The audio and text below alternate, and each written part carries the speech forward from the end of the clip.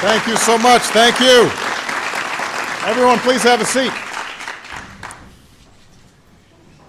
Before I begin the ceremony to introduce these extraordinary innovators, let me just mention a few people who are in the audience today. First of all, we've got some outstanding members of my cabinet, Secretary Locke, Secretary Sebelius, Secretary Chu, and Administrator Jackson. We are very grateful for all the outstanding work they're doing. We've got some wonderful partners in Congress that I want to mention. Senator Jeff Merkley of Oregon, Senator Jim Risch of Idaho, Representative Rush Holt. Rush, I almost gave you a promotion there, or a demotion, depending on how you look at it, of New Jersey, Representative Anna Eshoo of California, and Representative Lofgren of California. I also want to mention my science advisor who's doing outstanding work. Dr. Holdren is here, as well as NASA Administrator Charles Bolden. And we want to thank some of the people who helped to organize today's event. The National Science Foundation and its director, Arden Bement, the U.S. Patent and Trademark Office and its director, Dave Kappos, and Linda Katehi, the chair of the National Medals of Science and Technology and Innovation Committees. So give all of them a big round of applause.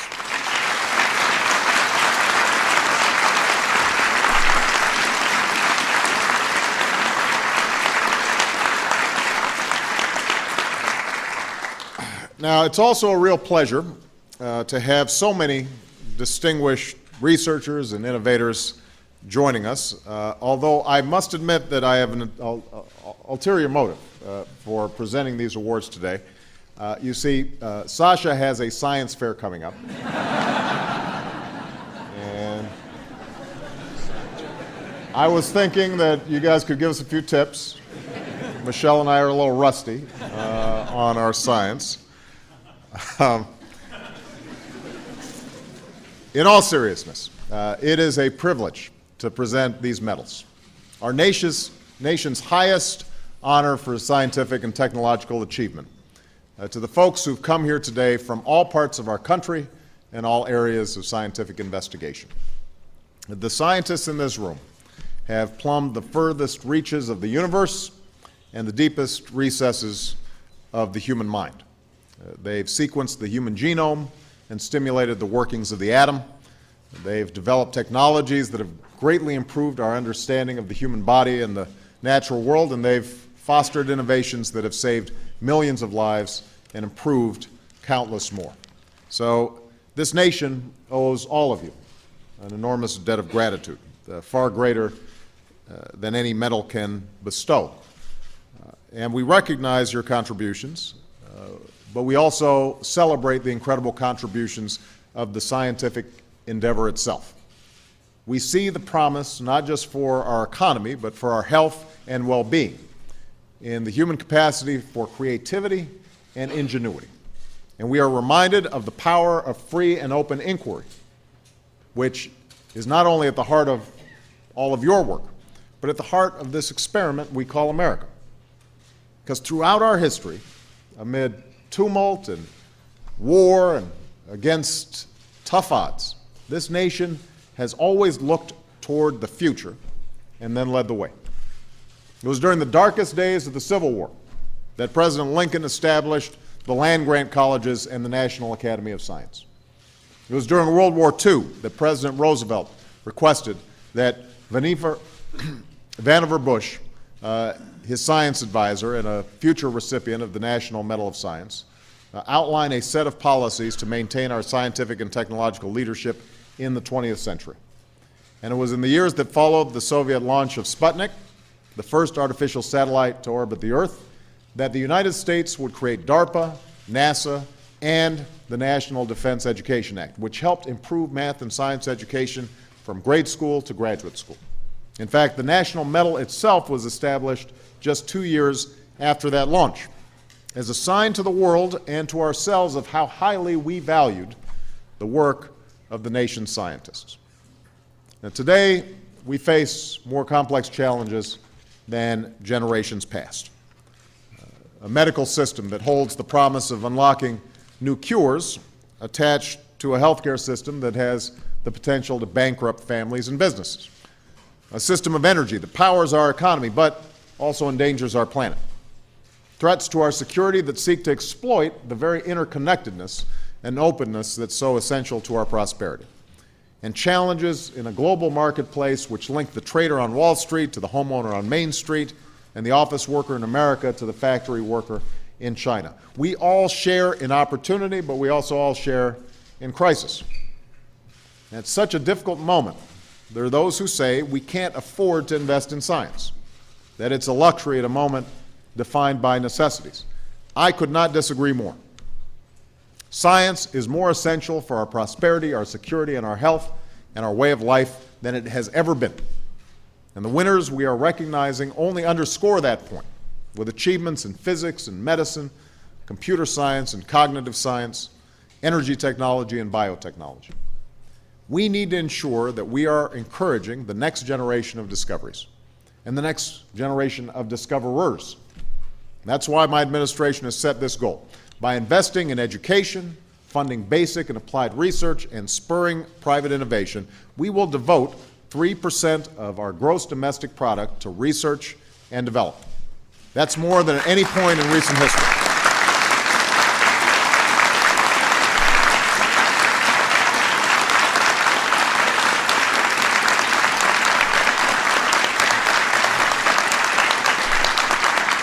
And as part of this effort, we're putting in place policies that will move us from the middle to the top of the pack in math and science education over the next decade. We are challenging states to dramatically improve achievement by raising standards, by improving the use of technology, and by making it possible for professionals like our honorees to bring a lifetime of experience and enthusiasm into the classroom. And we've also launched a Race to the Top fund to encourage states to compete for the most innovative programs in math and science as part of a broader effort to foster new ways of engaging young people in these fields. The White House is participating too. Tonight, in fact, we're bringing children to the South Lawn for a night of astronomy. I am really looking forward to this. This is going to be fun. They'll peer through telescopes, wander through exhibits, and hopefully feel a sense of wonder that might one day lead them here to receive a medal themselves. And my administration has set another goal to compete for the jobs of the future and to encourage the scientists and engineers of the future. By 2020, America will once again have the highest proportion of college graduates in the world. We used to be number one. We have fallen behind. We are going to regain our position.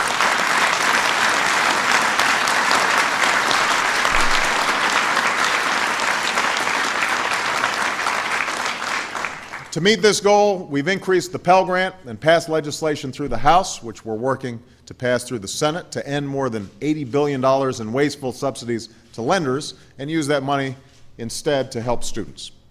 Beyond the classroom, the Recovery Act that we passed is funding the largest single boost to biomedical research in history. My budget makes the research and experimentation tax credit permanent to help companies afford the often high cost of innovation. I've proposed eliminating the capital gains tax for investments in startups and small companies because countless big ideas begin in small businesses. And we are doubling our capacity in renewable energy, even as we seek to create a system of incentives to make clean energy the profitable kind of energy in America. For at our best, this nation has never feared the future. We've shaped the future. Even when we've endured terrible storms, we haven't given up or turned back. We've remained fixed on that brighter horizon. And that's how we've led in the pursuit of scientific discovery, and in turn, that's how science has helped us lead the world. There's no better illustration than what took place at the close of World War II, when the United States transported dozens of captured V-2 rockets from Germany to New Mexico. These were among the most sophisticated weapons in the world, a reminder that much of World War II was fought far from the battlefield by Alan Turing and Bletchley Park and Oppenheimer at Los Alamos, and by countless others who developed radar and aircraft and antibiotics. The military wanted to understand this new missile technology, that the V2 represented. But scientists were also invited to use these tests to take measurements of the atmosphere. And then one engineer had an idea to rig a camera and attach it to one of the rockets. And so in this brief moment between the end of a world war and the start of a Cold War, a group of scientists erupted with joy as they discovered that they had captured the very first photos of our world as seen from space. Their work would continue as the Rocket and Satellite Research Panel. And after the launch of Sputnik in 1957, the work of this panel would be assumed by a new agency called NASA. The research into these weapons of war would lead to the missions of Mercury and Gemini and Apollo. That's the incredible promise of the work scientists do every day, like the scientists, research, and engineers and innovators we honor with these medals. Yes, scientific progress offers us a chance to achieve prosperity and defend our nation. It has offered us benefits that have improved our lives and our health, improvements that we often take for granted. But it also gives us something more. At root, science forces us to reckon with the truth as best as we can ascertain it, and to reckon with the power that comes from this knowledge, for good and for ill. With each new discovery brings new responsibility to move past our differences and to address our shared problems, to embrace a sense of wonder and our common humanity. Now, Carl Sagan, who helped broaden the reach of science to millions of people, once described his enthusiasm for discovery in very simple terms. He said, "Somewhere, something incredible is waiting to be known." Thank you all for the incredible discoveries that you have made, the progress you've invented, and the benefits you've bestowed on the American people and the world. So it is now my honor to ask the recipients to come forward to receive their medals, and as their citations are read, I will, you'll just have to bend down a little bit.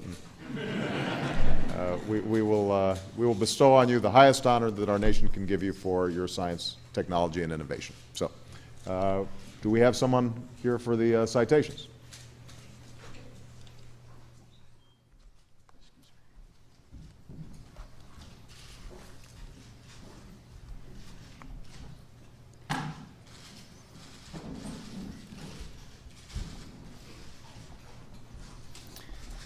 Dr. Bernie Alder.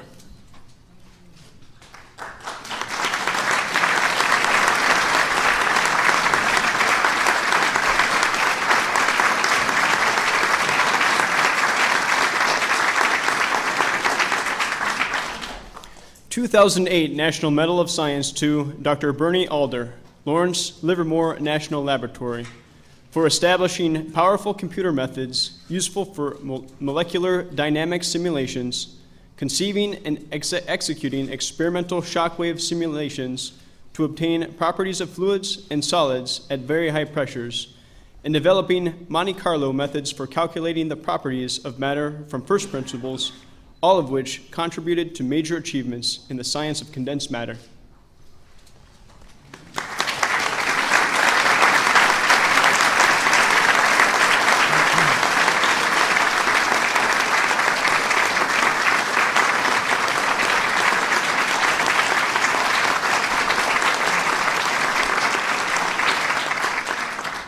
Dr. Francis S. Collins.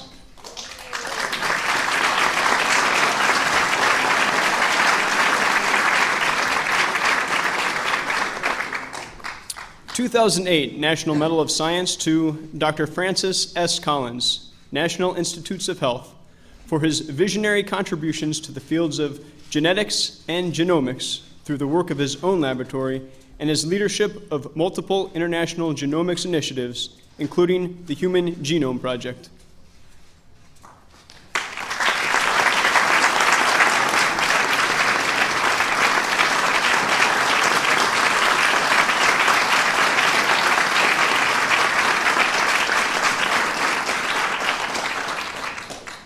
Dr. Joanna S. Fowler.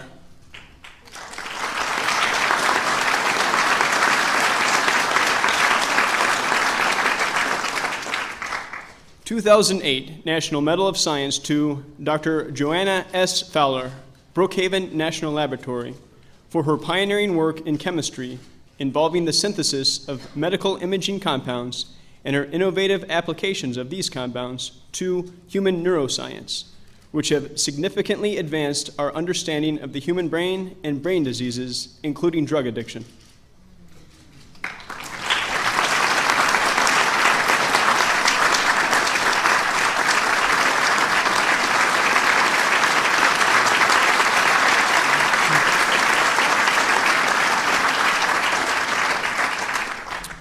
Dr. Elaine Fuchs.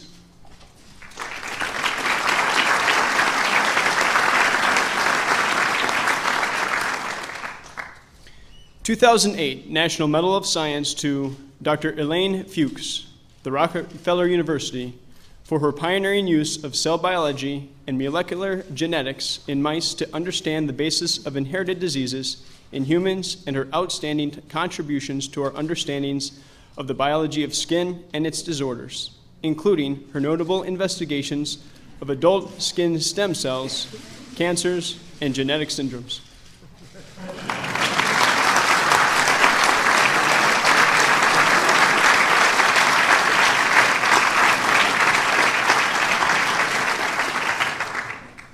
Dr. James E. Gunn.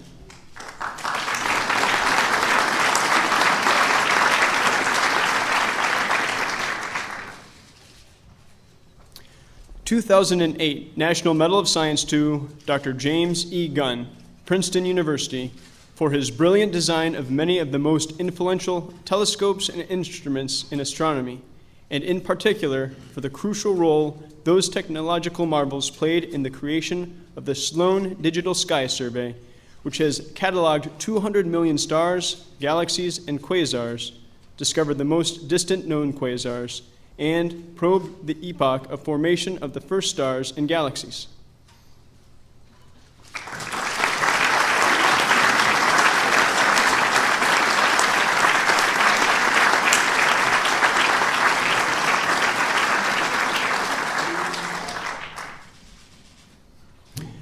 Dr. Rudolph E. Kallman.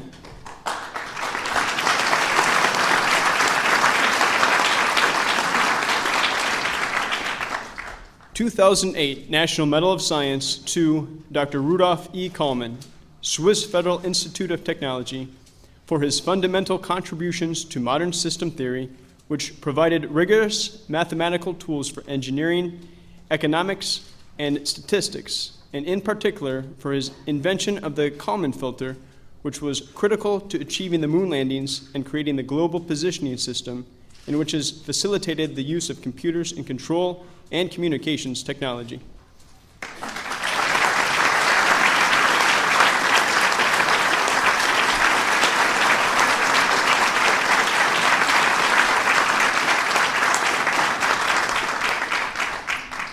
Dr. Michael I. Posner.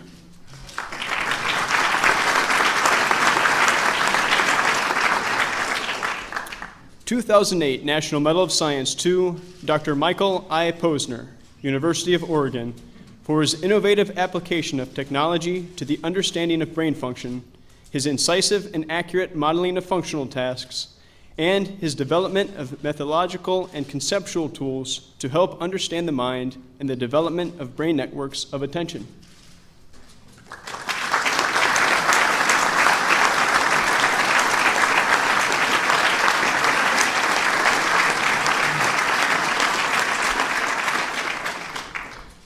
Dr. Joanne Stubby.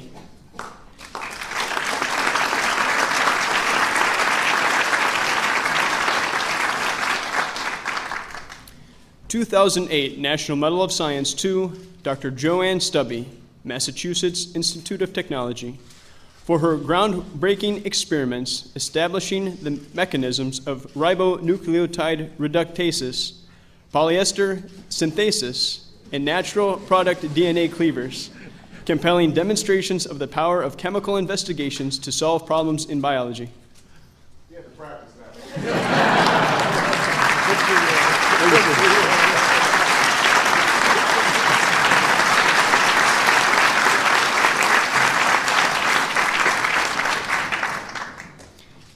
Dr. J. Craig Ventnor.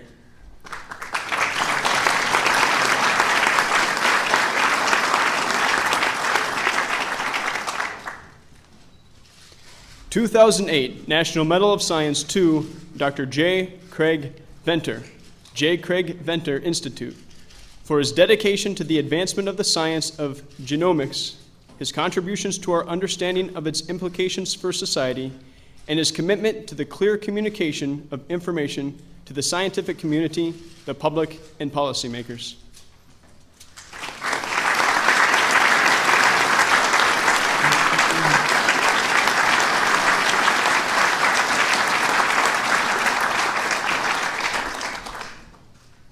Dr. Forrest M. Bird.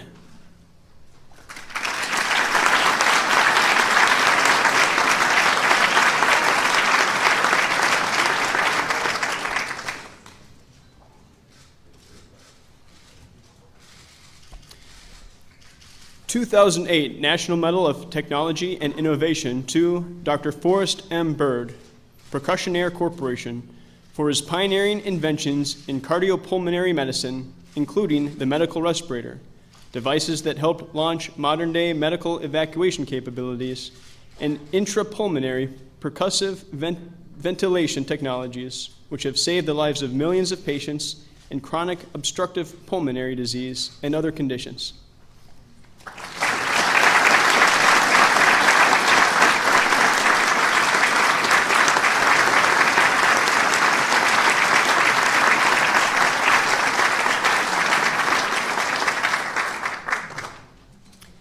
Dr. Esther Sands Takeuchi.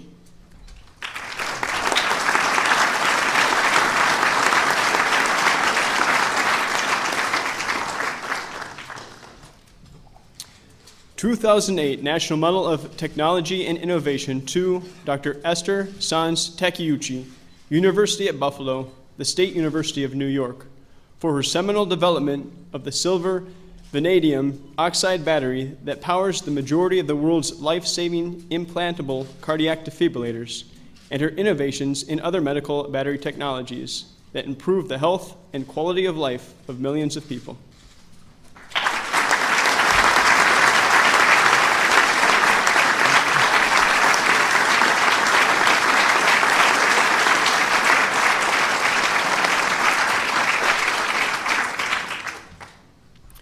Dr. John E. Warnock and Dr. Charles M. Geschke.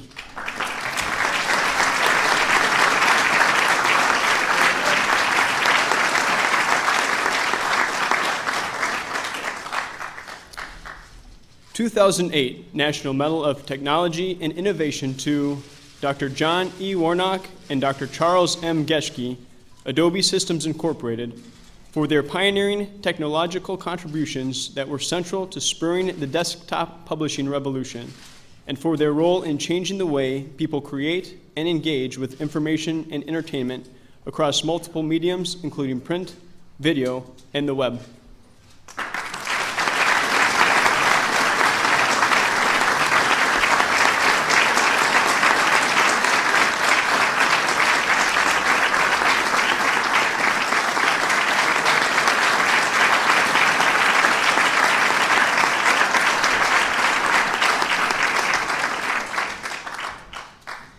Mr. Samuel Palmisano, accepting for IBM Corporation.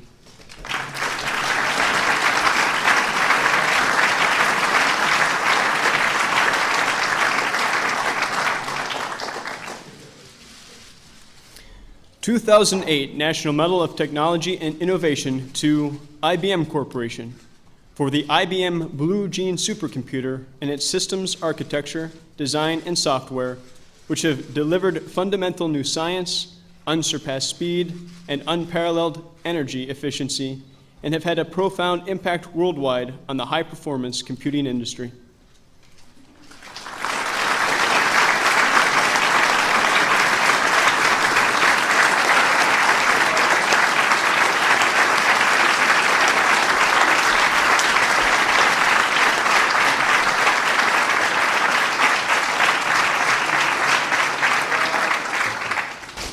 Ceremony is over, but I think it'd be appropriate for everybody to, if we can, to stand up and give these recipients a big round of